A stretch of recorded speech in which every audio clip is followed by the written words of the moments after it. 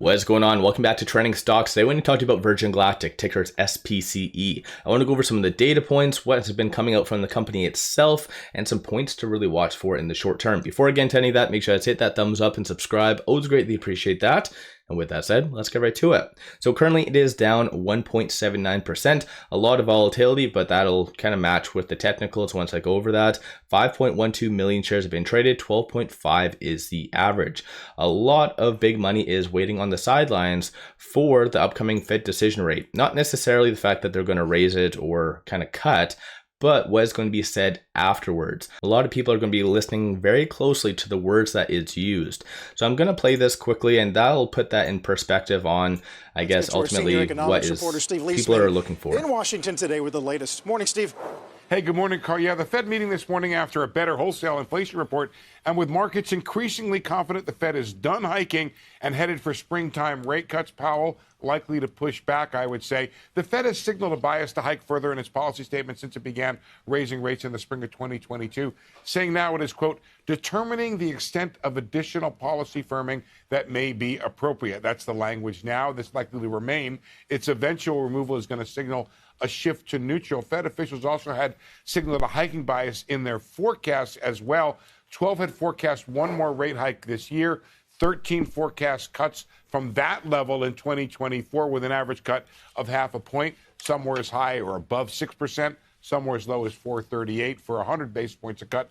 Trouble for the Fed is inflation is falling everywhere except in the core CPI we got yesterday. It's falling globally, it's down in the PPI, and it's prompting forecasters today to predict more progress in next week's PCE price index. That's the Fed's preferred inflation indicator.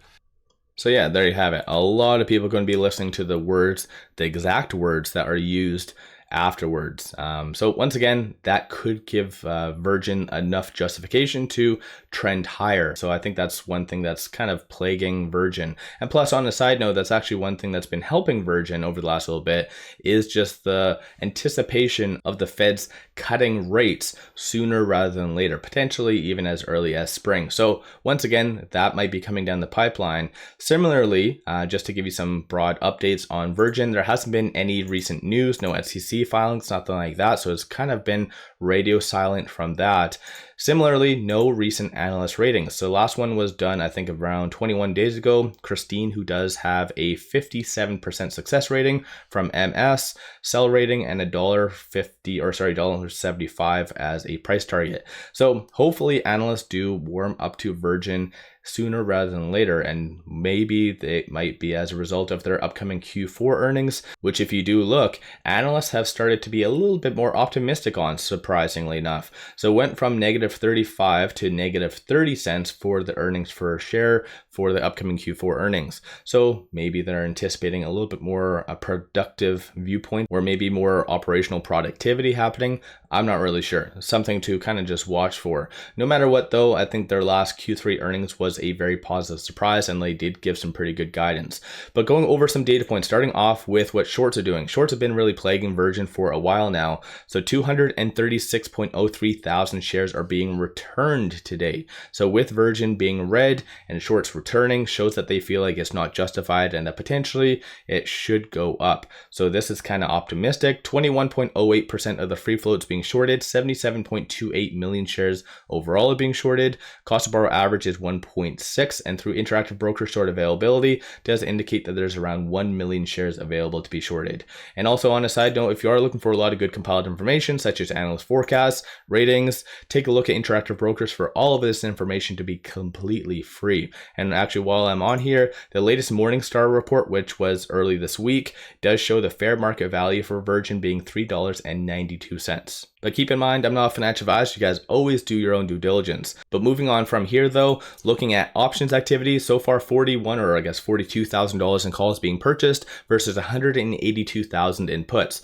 Of all the options that have been purchased today so far, 84% is bullish. So people are anticipating for Virgin to trend up despite it being down 2% right now. And looking at the call options that are being purchased right now, it looks like there's an anticipation for it to be above 250 by the end of this week. So clearly some optimism in regards to the decision rate today, and as well, maybe even I think it's retail sales coming out tomorrow. So once again, I think some optimism for that. Looking at puts though, it's anticipated to be sub $2. Both kind of make sense when it comes to the technicals. Just to give you a quick viewpoint on that. So with it at $2.19, it is between this S1 and the pivot point. So $2.18 is a very strong support. So far it's been holding. It did have a high of 230, which is bouncing off of the R1. So a lot of volatility for Virgin. So right now 231 is going to be that next strong support.